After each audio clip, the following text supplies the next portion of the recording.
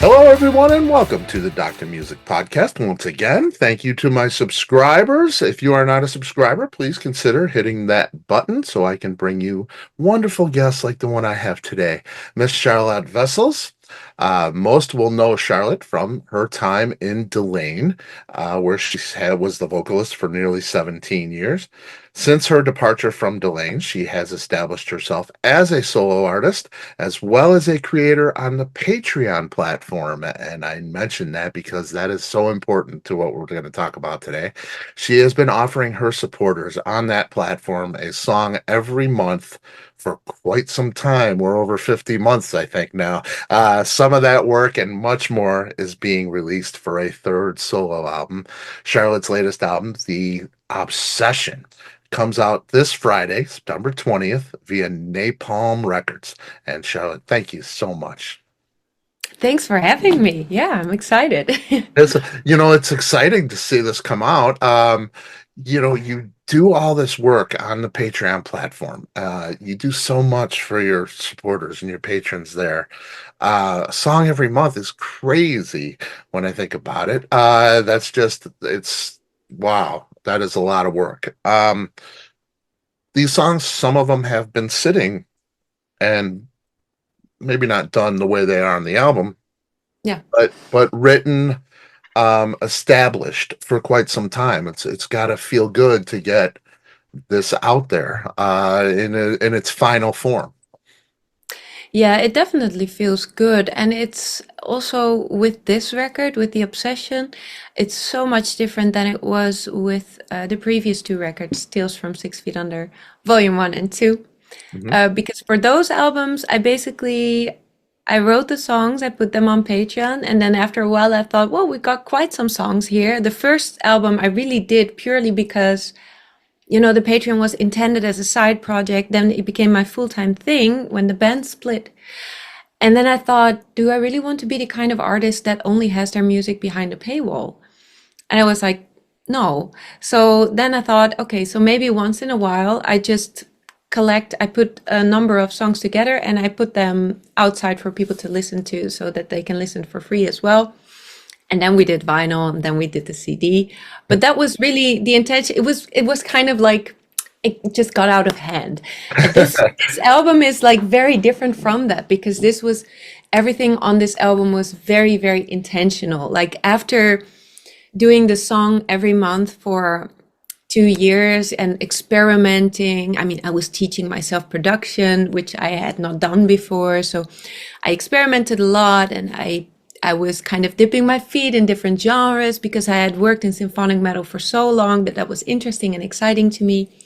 And then after a while, I thought, okay, but now I want to do a traditional album again. I want to write an album with like a start and an end, and I want all of these digital instruments because everything on Tales from 6 Feet Under, Volume 1 and 2, almost everything was just me working on digital plugins in my basement during the pandemic. Wow. But for this album, I wanted to work with the band again, and I really started also writing the songs with that intention. So it was really different because for those first two albums, like I wrote the songs, I put them on Patreon, and then I put them together on the album. That was that, they were done.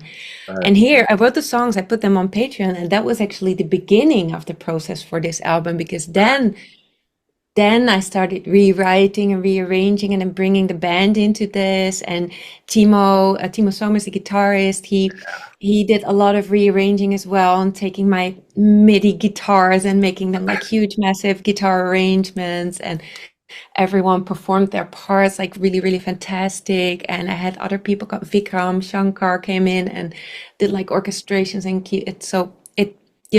so much happened to the songs from their first beginning on Patreon to now. It's going to be really interesting for patrons. I did a pre-listening session with them yesterday because they can see the actual difference from like the first incarnation of the song to now what is on The Obsession. But that was a very long answer to your question. But yes, I'm very excited for them now, the final version going out. Yeah, and that's got to be great because when the band comes in, I would imagine it changes quite a bit, from the original, what you had first written to, when you get the band and arrangements and everything starts to change a little, or a lot. uh, so you almost have two versions, not an acoustic version and an electric version, but two very different versions of each song. It's really different from song to song. Like for some songs, because I can replicate or I can communicate quite well what the parts are in a song, like even in the digital versions. Right. So in some songs, it is, some songs kind of worked in their structure and in their arrangement. And then it was a matter of, okay, now we're going to take these parts and just refine them and take my MIDI, like the guitar parts that I played on a MIDI keyboard and make them like massive. But in the core, it would still kind of be a similar song, just bigger, better. Right. But for other songs, for example, for Dopamine, Dopamine in the first Patreon version, it was just harp and vocals. So this one got like an entirely Wow. new, this one got an entirely new arrangement. We made like a band arrangement for this that wasn't there to begin with. So it really varies from song to song how much it kind of structurally changed. Man, Um, that's but much yeah, I'm fun. really happy with all the yeah, everything that happened to the songs from there till now.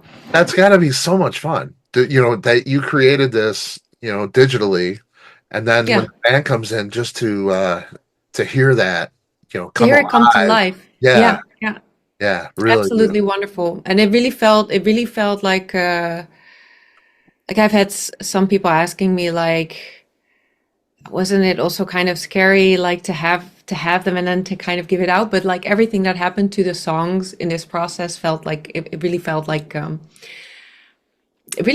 gift, to see the songs grow. And I like to think of myself as someone who really looks at the entire song and not just at the vocals because I'm a vocalist. Right.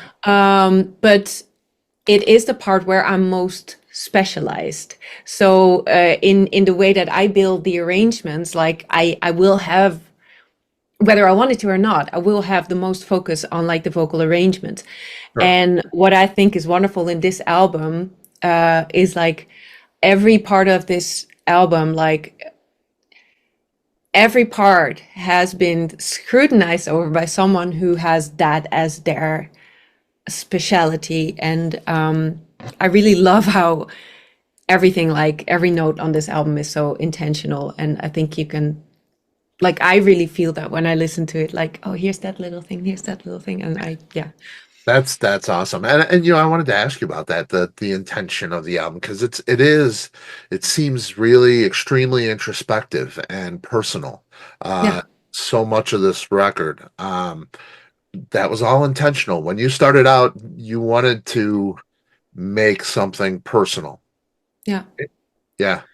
Yeah. And this also makes it like, um, I make music for selfish reasons. Sometimes I feel like that because I like the very topic of this album is like fear, basically. And I have a lot of fears and I have a lot of obsessive thoughts and things that keep returning to me that I can't really deal with, but I will feel better if I write a song about it. So that as a reason to make music, sometimes it feels selfish to me, but in the question like whether I put the songs out, I always want to make sure that it's something that will make other people who maybe go through the same things feel better in the best case, or at the very least, like not alone in what they're feeling. Yeah. Um, but it was really special because a lot of these songs were so personal. How do you say it? I could hear choices that the band made in their performance that were really tuned into what I was trying to say, and I was really touched by that. Yeah. I really felt like they were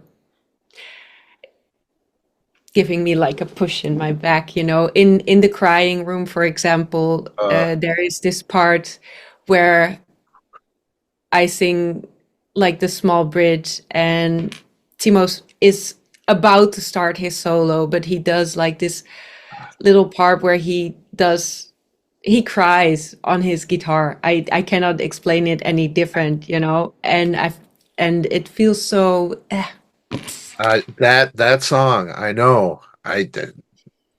I'm filling up just thinking about it. You know, I have the lyrics here, Mhm. from that song, and wow, wow, wow, wow, wow. It's just, and that solo, it's funny that you mentioned that because that is exactly, that's got to be my favorite track on the record, and I love the record, Mhm. inside and out. But I just, that part, the all is beautiful and all is good. Mhm. That that whole section with that solo, the solo there is just, it speaks. It's so Yeah. wow, wow, wow. That song alone, just wow, it's so powerful. Yeah, so it's gotta be, that had to be, oh, I can't even imagine it because I listen to it and I get shivers when I hear that part and that lyrical passage with that solo because they speak to each other. They Yeah. really, Yeah. it I can feel that. Yeah. And for you, I wow, I just can't imagine it. Having written that and to have that guitar bring it right back to you, Yeah. wow. Yeah, that's just crazy. Um, Praise is another song that really stands out to me. It Yeah. jumped off the page, if you will. Um, there's a couple different vocal styles happening. I was reminded of kind of an Alanis Morissette style of song. Thank you. You're the first to get that. Really? Yeah. Really? Okay. Was that Yeah. intentional? While I was singing the pre-chorus, I thought, I don't know what this is, but it feels like kind of that 90s rock vibe to it. I was also thinking of Alanis Morissette, and I was like, and I really like that about it. So it's, Yeah. And yeah, and, but, hmm? there's a similarity. It's not an Alanis song, Mhm. but there's a certain swagger to the way you Yeah. voice those, the little nuances of your voice have a little bit of a swagger to it. Yeah, yeah. And I think it's something in the twang or the sharpness of the voice in those pre-choruses as well. But then, of course, towards the end of the song, there is a few vocal styles that wasn't me. That was the amazing Okay. gospel choir G Roots, Okay. who joined me on the track because I felt from the beginning like this song, like, of course, it's called Praise. It's not a religious song. But I did feel from the very beginning that not just because of the word praise, but in general, that the song had this kind of gospel vibe to it. So I really wanted to take that to its full potential. So we had a few gospel singers on the track, and I absolutely adore what they did. The whole end of it, like all the ad libs were just improvised on the spot. I was blown And away. I love how the track kind of goes on after the music with the voice. That's, and that just that too, that little section just says we love this vibe. Yeah, We don't want it to stop. And that's how I felt listening to the song. Is, I wish the song was 20 minutes. yeah. Just, it's just one of those things that, it came up and I had to listen to it again because Oh, I'm very happy to hear that. Yeah. I Oh, love that song so much. It just really, it's a journey in itself. And this album has an ebb and flow and peaks and valleys, and it plays like a record. The sequencing, I think you took time to do that, didn't you? The yes. sequencing. Yeah, Yeah. definitely. Yeah. Yeah. It And was a puzzle. yeah, yeah. Yeah. because these songs are different. They do, they take you to different places, Yeah, and I love the journey that you put together from beginning to end. I think thank they you. really they flow nicely. So this one, it was just I got to it and I was like, okay, let me go over that part again. Hmm. And it was just because it was so interesting. It's a journey within the journey. Yeah. Uh, really great. You have an art history degree and a Yes. master's degree in gender studies. Yes. Okay, that's got to have an impact on the way you do things, the way you write, all right, or even the Yeah. way you sing, to get your I'm message across. professionally angry at all the injustice in the world, and I like art. And it all finds its way back into the lyrics. That is the way to do it right there.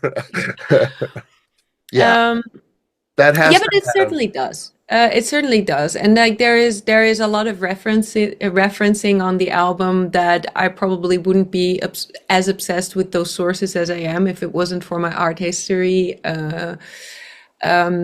education. For example, like you could have gotten that without that study, but like there is a lot of referencing to classical art in it. The Crying Room starts with Muse sing through me the story of, that's how Homer's Odyssey starts. Only in Homer's Odyssey, he goes, Muse sing through me the story of a man who is so good at everything, basically other language, but talking about Odyssey. And I thought it would be interesting because it's a song about the fear of failure to say, musing to me the story of a man who bailed on destiny and kind of didn't want to do it because he was too afraid. Like there's a lot of things like that where I'll be referencing something classical and then putting a different spin on it. And Ode to the West Wind is entirely inspired by Percy Shelley's poem called Ode to the West Wind. And that's And funny. that's not even referencing it. That is really putting that. I rearranged it a little bit, but it's really the poem put to music. So yeah, It's funny you mentioned that because that's where I was going next. You yeah, have Alissa White-Gluz, um, on the record from Arch Enemy. You've worked with her, I think, this song over the years, and it goes to literature most times with her. The Oscar Wilde couple of songs, the Elizabeth Siddal. Um, yes, yes.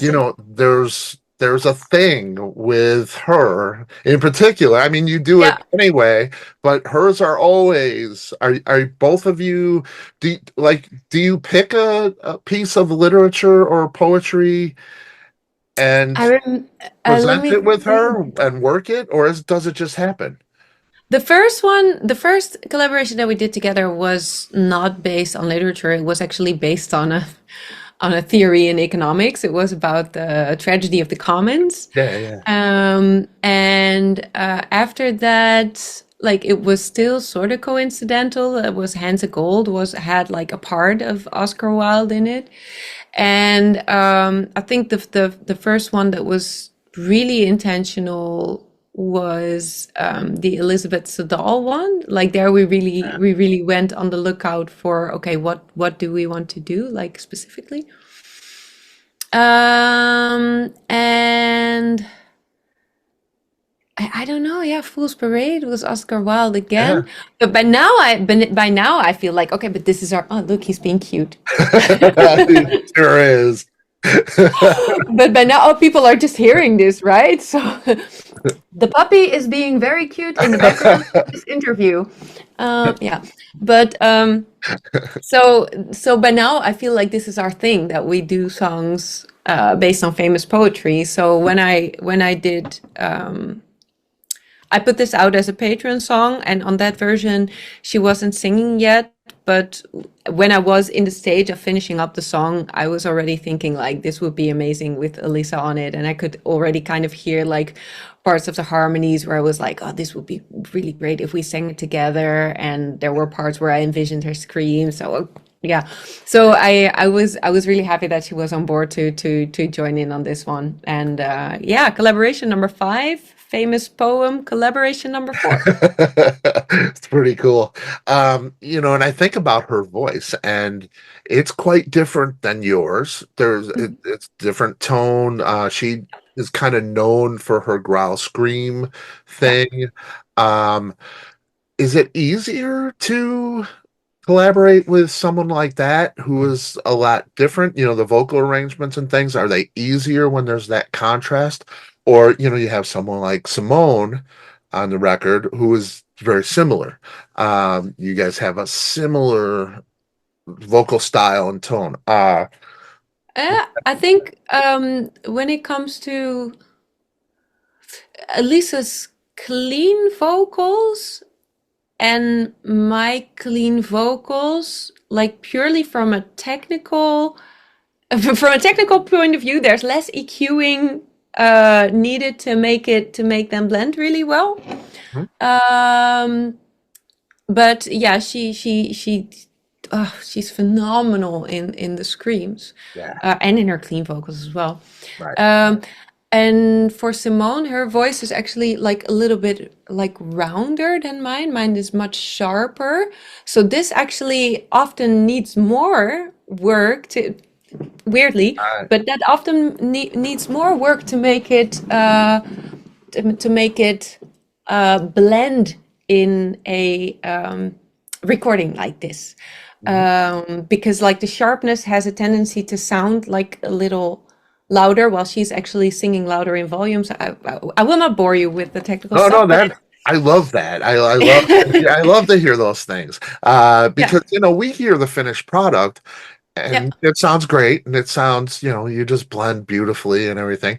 I love to hear the work that goes in before Mhm. it. Do you have to adjust? Do you both adjust and go over it? I know there's a clip of you guys working in the studio here. Yeah, yeah, yeah. Yeah. Uh, you know, and I would never adjust, like I would, especially if I'm working somewhere, or if I'm inviting someone on the track, I will never ask them to adjust like how they're singing. It's more in the balancing afterwards. And of course, like Guido does my mixes, so that will be something that is on his plate. But I know that in the mixing afterwards, that will need a little tweaking to get it to really match. yeah, But it also depends on what sort of part that we're singing. But it's really lovely, and the nice thing is, like in register, we're very similar, so that makes it. I know if I will sing something with a lot of backings, that I like. It's easier for me, for example, to work with them and write something for them than to figure out like if I would be working with like a man with a very different register, because then I would have to kind of guess like, wait, but then where are they? Like in the writing, I can imagine that that will be more complicated.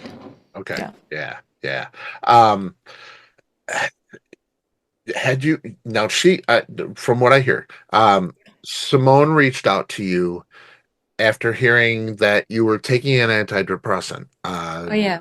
Yeah. And had you worked with her before? Did she reach out to you out of the blue? We had been in contact before. We played also at Epica, like at their festival. But we hadn't been hanging out just the two of us. It was mostly just like, there's a lot of musicians that you see them at festivals, you see them at shows, and you get along, but she reached out to me when I did this public interview about it, and I was like very uh, pleasantly surprised by that, and we really connected, and So we kind. had a lot of, yeah, we had a lot of chats, and we also collaborated after that. So it was super sweet, Yeah, really. Yeah, yeah. that's great. And to do a song like Dopamine is just what a uh that's another one that just it's just so when I listen to this, and I want to applaud you for not hiding, not feeling shame about any antidepressants or anything. To be a voice, to have your stature, your celebrity, to come out and make people know that they're not alone. Mhm. Very, very special. I have a daughter who struggles. Oh, Um, thank you. and And there I'm are sorry. Yeah, I hope and she's there are doing well. times, when she feels like she's out in the ocean by herself. And to have someone like yourself, influential person, to come out is very, very important, very special. So Oh, thank you thank for you. that.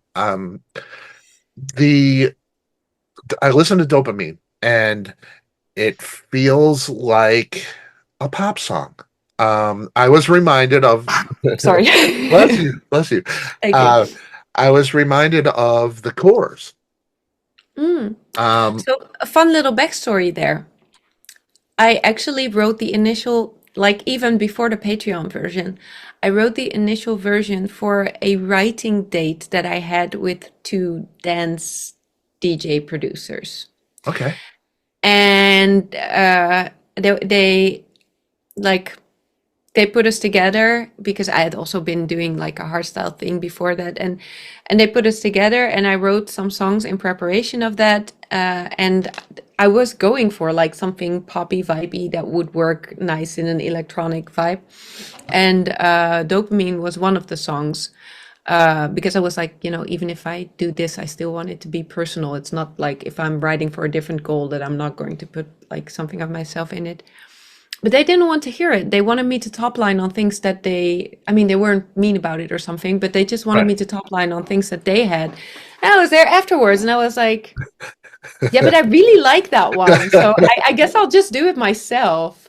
But so there is a reason that it might have more of a pop feel to it than some of the other songs because it was intentionally written to be sort of a potential dance track, something Yeah, that's yeah. I mean, fits that. if you were to take the band out of it, the heavier guitars and drums, and Yeah. and put a electronic beat behind it, it would work. It would really work. Which kind of scares me a little, I have to say, because you could do that. You could. I mean, the pop acceptance in the world, Yeah. it's we have the Billie Eilishes and the Lady Gagas and the Taylor Swifts and all the, all the pop music scene Mhm. is huge. It's the probably the biggest in the world. Um, you could be a part of that if you wanted to. Would you ever, like, say Dopamine with electronic beat hits virally? Could you Mhm. see yourself doing that style of pop music full time? I'm very bad at dedicating myself to one style. As people who've been following me the last 3 years have noticed. Um, I mean, I like pop music. I have absolutely nothing against it. I have a number of songs which I really like, which are more poppy, and that also didn't make it to the album because I didn't really see how they would fit in with these songs, but I still really like them. But I I ask myself before recording this album, like what is the music that I really want to make? Like if this is going to because this felt like the first traditional album that I was going to do again. Right. So I made a very conscious choice, like, okay, what is the music that I get most excited from? Like what do I want this to sound like? And the obsession is a result of that.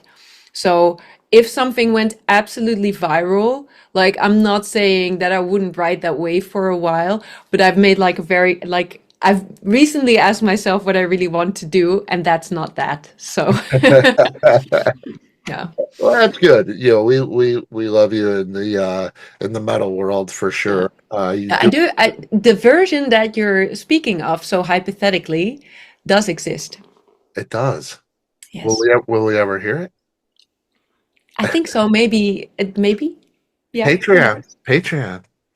There is another version of it on, there's like two versions of it on Patreon. Like I dropped a new acoustic version of it with an arrangement by Vikram recently. So, yes, I don't know if I wasn't necessarily, but since you put it like this, that version actually does exist. So who knows? That's cool. That's cool. Yeah. I love that you do all these things because I love pop music myself. So to hear you do it makes it even better because Oh, I just love your vocal style. So sides of also. things.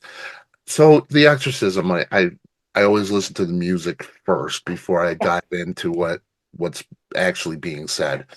Hmm. Love the song. I know it's one of your favorites from the record, right?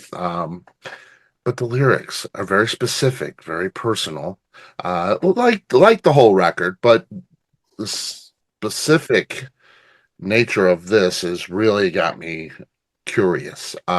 So there's a couple passages I'm really curious about. Yeah. When I was 11, you told me I'm like the silver moon. Now that is so specific, and personal. I would imagine. Is there a story behind that? Um, well, yeah. So, I think so. The entire song is basically about challenges in life presenting itself to you at different moments in life. Like personal demons, if you want to call it that, or well, I did, by referring to it as an exorcism, and also in the way that we presented it in the video.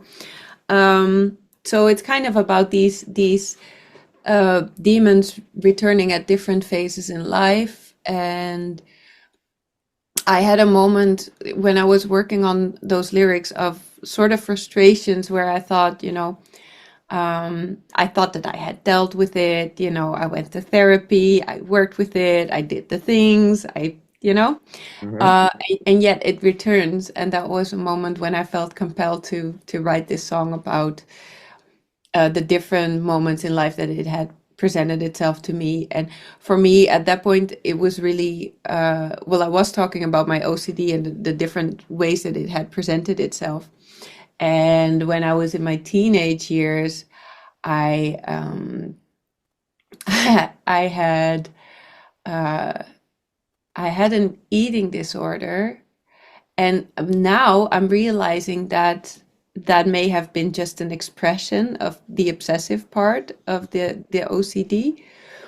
Um, but when I was thinking about the different times that I've heard that little voice, telling me things, like going into puberty was definitely one. And going into puberty was one where it was like, you know, um, when as a girl, when you kind of feel like you're going into womanhood, and it started telling me things like, maybe if you really tried, you could be like this, you could be like, like those other things I admired.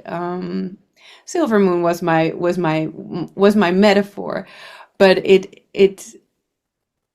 the way that I wanted to talk about it was really because I don't want to make it like hyper specific, but it was in kind of the series of moments where I got like this. Well, at that point, it felt like a spark of inspiration, but it was really just the beginning of like something that took such a long time to overcome. Um, but the way that it presented itself back then was really like, oh, this could be beautiful. This could be interesting. You could be that. You could, Yeah. um, and yeah, so that was that one. And I realized that 11 is young, but it was really it was like that. Yeah. Yeah. And that's see, this is what I'm saying. This is just so, I mean, it's you standing in front of us, like naked to the world emotionally. Um, wow. It's just, that's very, very powerful. To do, very brave. It's really, and now I listen to the song, I hear this. It's even more of a piece of you speaking through it. That's really it's so special what you do. It really is. There is one other one. I know I'll exercise you twice each decade from now on. I'm thinking, what happens? Also very specific, right? Yeah, it is very, very specific. And I'm thinking, what happens twice every decade? Well, we get the flu about twice every decade. I don't think you're talking about the flu. Um, what is twice each decade from now on? I will exercise you. I've Uh, been in therapy twice each decade from uh, okay. quite an early age, so that is what that was referring to. Yeah. Okay. Okay. And it's, that's again, just so personal and so beautiful. Yeah, and I mean, it was a different kind of trajectories. So, but you feel like an exorcism is something that you do once and you do it well, but I don't know if it was exactly twice each decade, but yeah, that was what it was referring to. Okay. Okay. Yeah, and that makes perfect sense. Yeah, I don't, I know, I think I know very few people who, go once or twice and they feel better for the rest of their lives. It's an ongoing thing we battle with, all of us, Yeah, really. yeah. Um, February 2021. I was going to say I want to go back there, but I don't want to go back there. Delain is disbanded. You guys, you, Timo, Otto, Joey, all out of Delain. You're all a part of the obsession. Those guys play it on the record.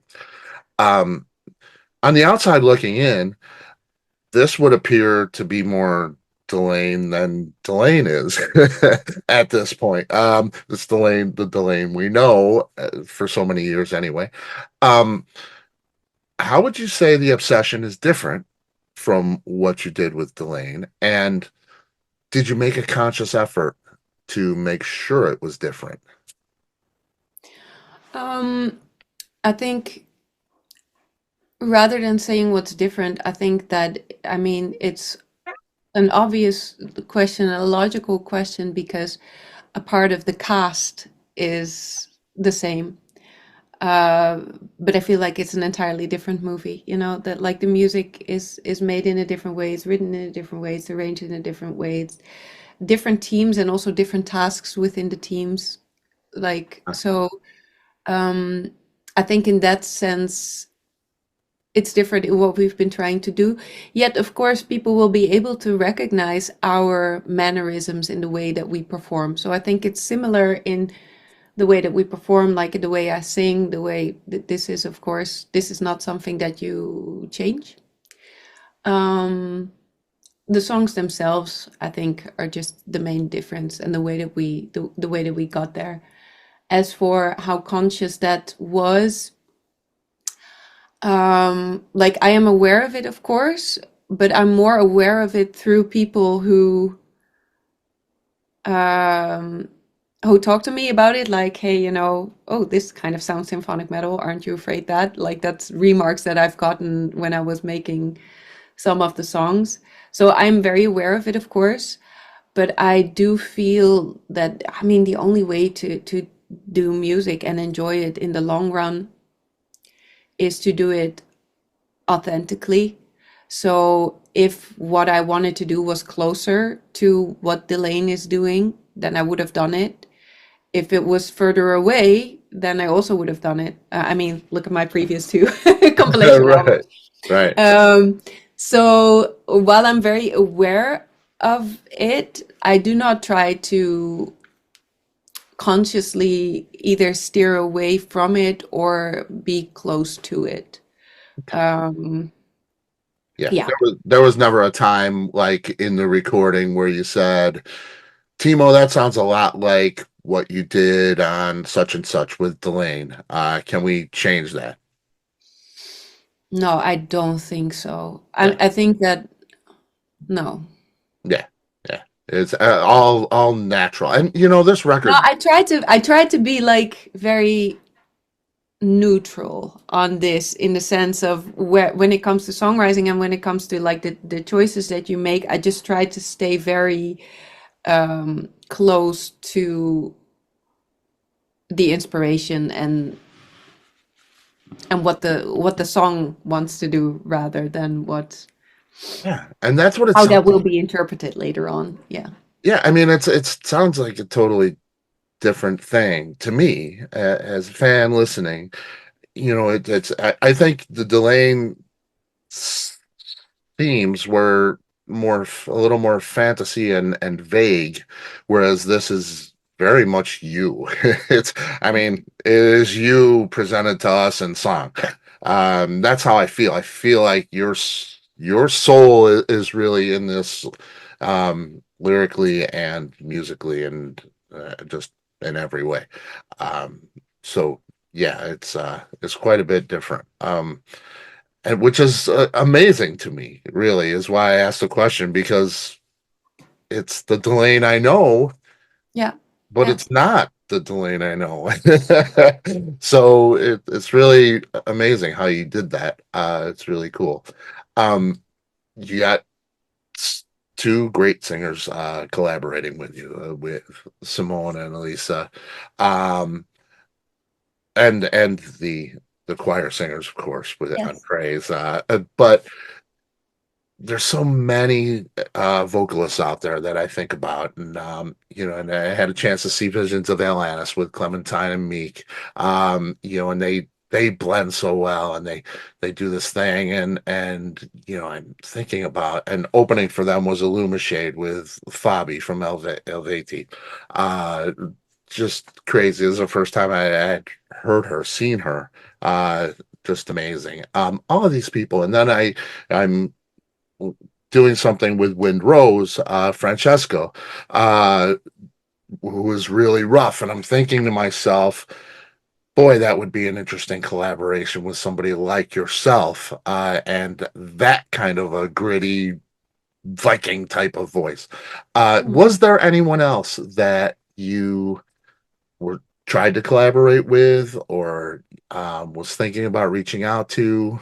Anybody that you would want to for future?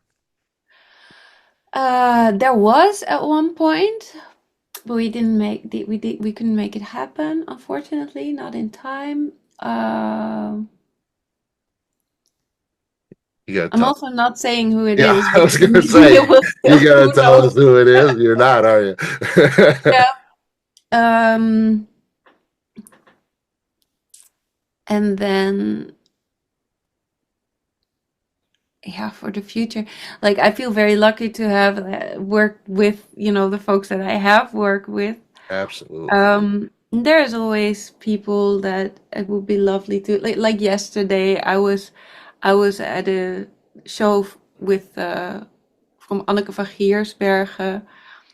She does these heavy strings theater tours, and I absolutely love her voice, So that of course would be wonderful too. Like there are like you say, there are so many very talented people on the scene. Yep. Yeah, she was absolutely amazing yesterday. She's Yeah. such a force of nature. Um, That's but how yeah, that's how I felt when I saw Fabian Ernie. yeah, yeah, yeah. She is fantastic I too. just and she's so Such a strong belting voice, yet it flipped so easy. It becomes light so easy. She is amazing. Yeah. it was the first time I had seen her or heard her. And Mhm. she stepped up on this little platform, and she's very small in stature. And this little girl just blew the roof off the place. It was just crazy. I said, "Who is this?" And I went down the rabbit hole, and a whole world opened up. But I think she has a Patreon too. I'm not entirely sure, but I think she does. I think so. I think Yeah, so. should we be shouting out her Patreon just in case? If she has one, that people go look it up. I think she might Yes, have a Patreon. yes, Or and maybe her band does. But possibly. yeah. Um, yeah, she's something. She really is Yeah. something. And it was a delight to see, especially an opening band, Oh yeah, she has a Patreon. People should She check does. it out. Yeah, Yeah. yeah. It's very cool. Very cool. Um, let's go to the videos. They're so interesting. They look like they're tedious and brutal to do. You're getting things poured on you. Huge costumes that look very uncomfortable. Just all of this manic stuff going on. And I know videos can take quite a while to do. Um, Tell me about working on the videos. How much of that is your design and your ideas, or are they just tell you put this on and stand here? No, I'm quite hands-on I, for I the kind of video. figured. Yeah. Like sorry. I usually already think about the visual side of things when I'm writing the songs. Like I often keep mood boards while I'm writing, because also for lyrics, like it kind of helps me to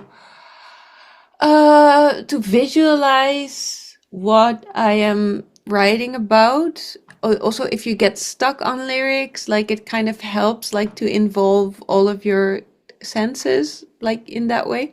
So I keep mood boards quite early on, and often that turns into like an idea of a concept for if that song is going to need a video.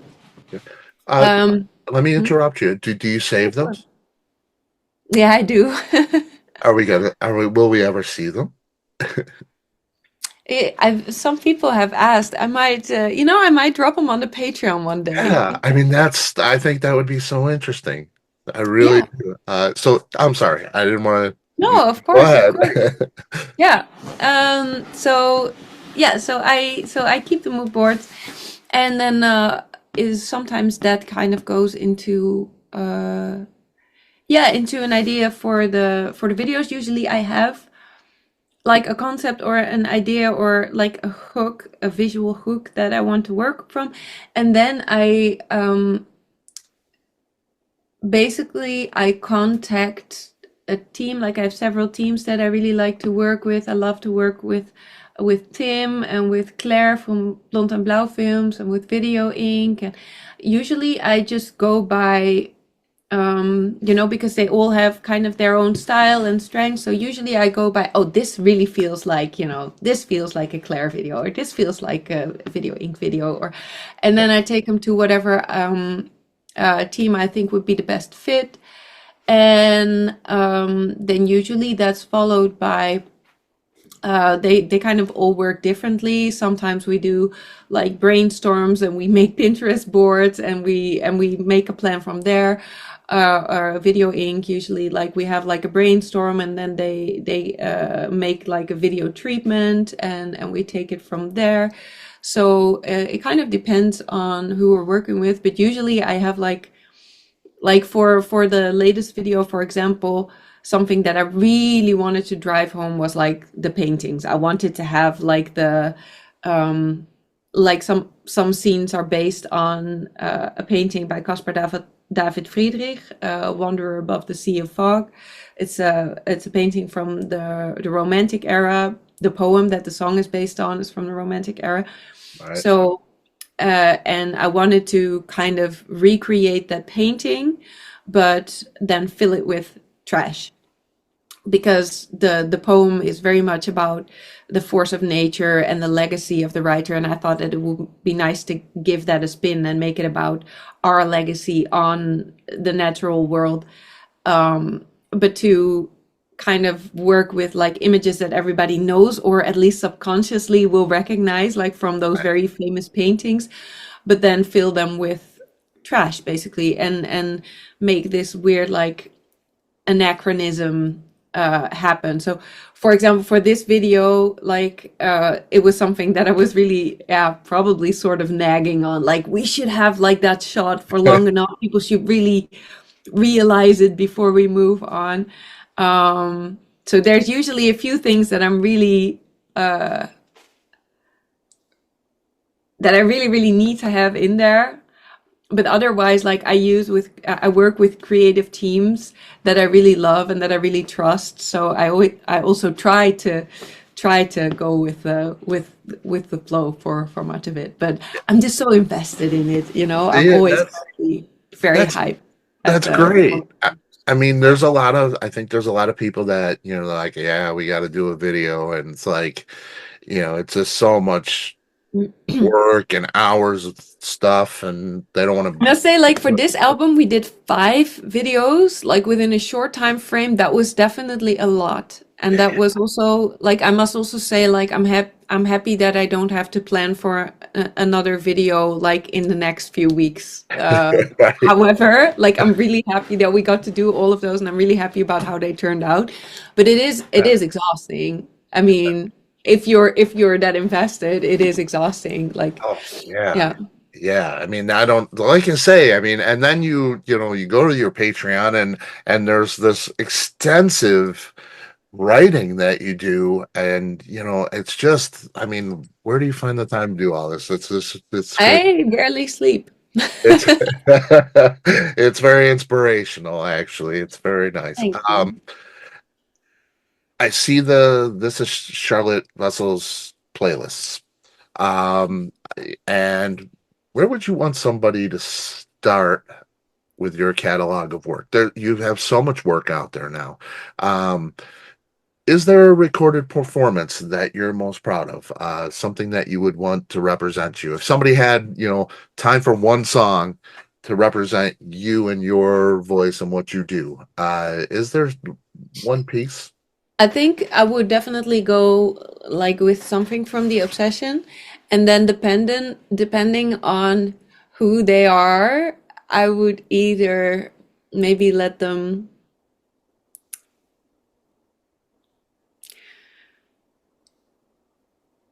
if they're into like dark music, like if they, then I would probably let them listen to The Exorcism. Other people, like I think Chasing Sunsets is also, I think that is a good, I think that that can kind of please people from different, um, Absolutely.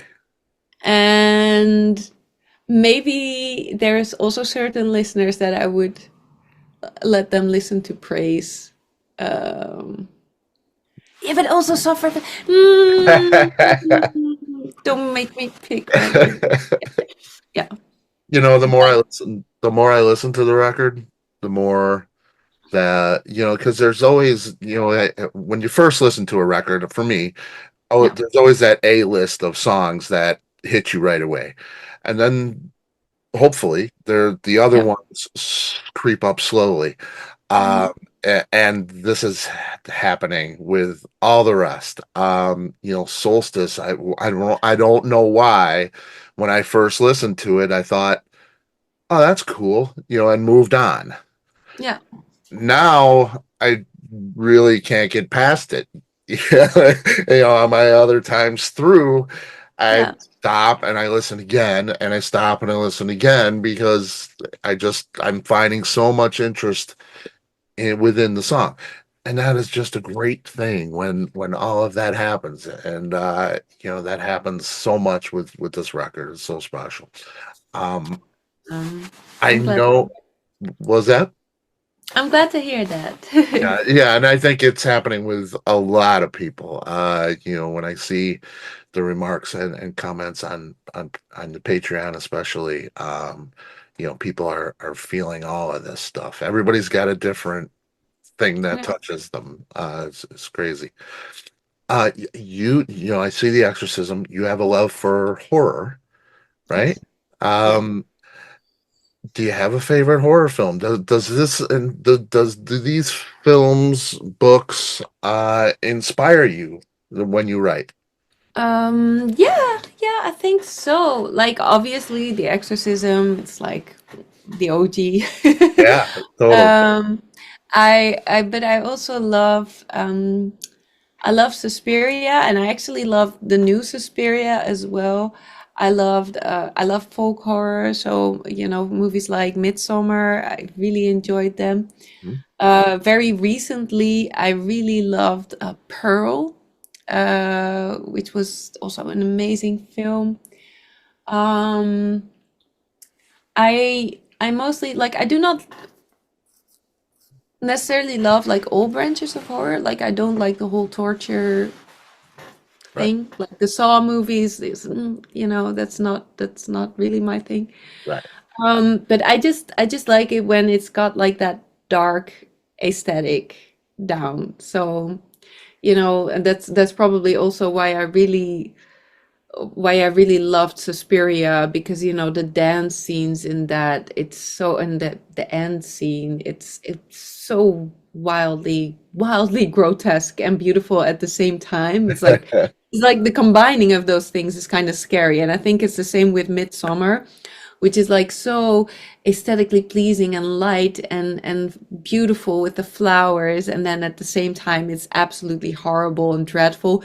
I think the combination of these things, it makes me feel drawn to it and repulsed by it at the same time, and this is Fascinating.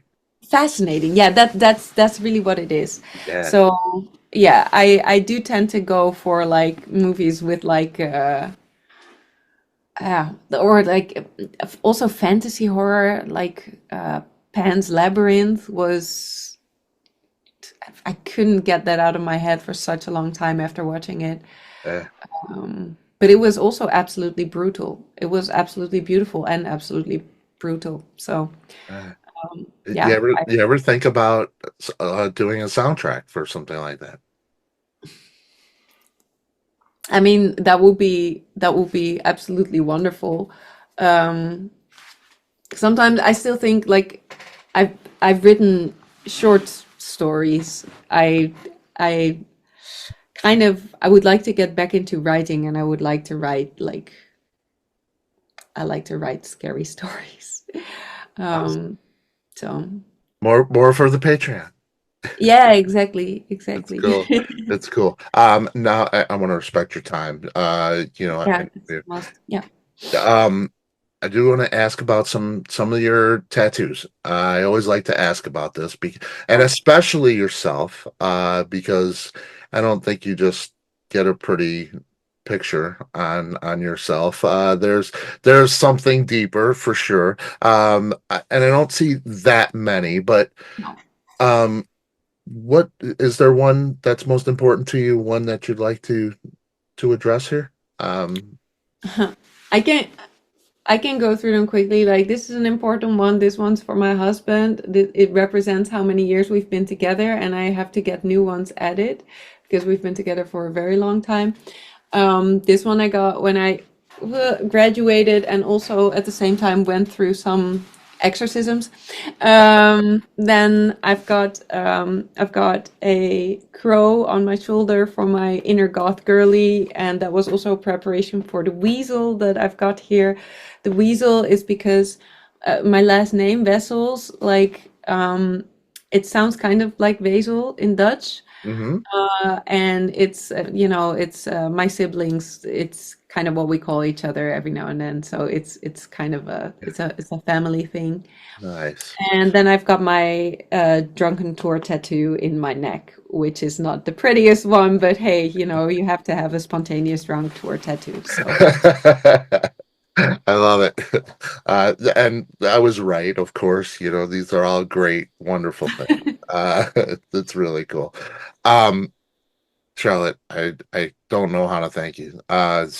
Thank you so much. It's such a great, warm, wonderful conversation. Um, are you thank gonna you. come see me? I know, and I did the interview with Clementine and Meek at the show, and we're at the Forge, and I asked them if they had played there. I think they had, and they said, yeah, last time we came with Delain, and I was like, no, don't tell me that. So you were with them for a little while. Are you coming back to the States? I know you got some dates, out by you, Yeah. and what's the plan? Well, The plan is I'm working on the plan. But we definitely like I'm in talks with some people and um yeah, I there's nothing concrete yet, but I hope it should be possible to maybe return in 2025. But I cannot make any promises about that yet. Okay. Yeah, It and might be. I know it's super difficult with the visas. Yeah, yeah, yeah, Yeah, yeah, it's insane, and the expense is crazy. yeah, Uh, yeah. so yeah, I know how difficult it is. Nonetheless, we're working on it. We're trying to make it happen. So I'll let you know Yeah, if we make it. yeah, please. That is, man, I am. I cannot wait. I would love to see you here, as many of us would. It would be really wonderful, wonderful. And Um, I guess then the most important question, Charlotte's hair. Are we gonna do any? Is it gonna stay the same color? Is it gonna stay the same length? Are we nah, never, never. gonna? Nah, it's probably like now I feel comfortable with it, but that's usually a sign that I'll wake up one morning and go like has to go. But we'll see. I actually do have to run to the next interview. I'm Okay. very sorry. All It right. was very No. lovely talking to you again. Fantastic. Thank you so much, Charlotte. I so appreciate you. Can't wait to see you. Thank you. Have a great All day right. over there. Bye You bye. too. Bye bye.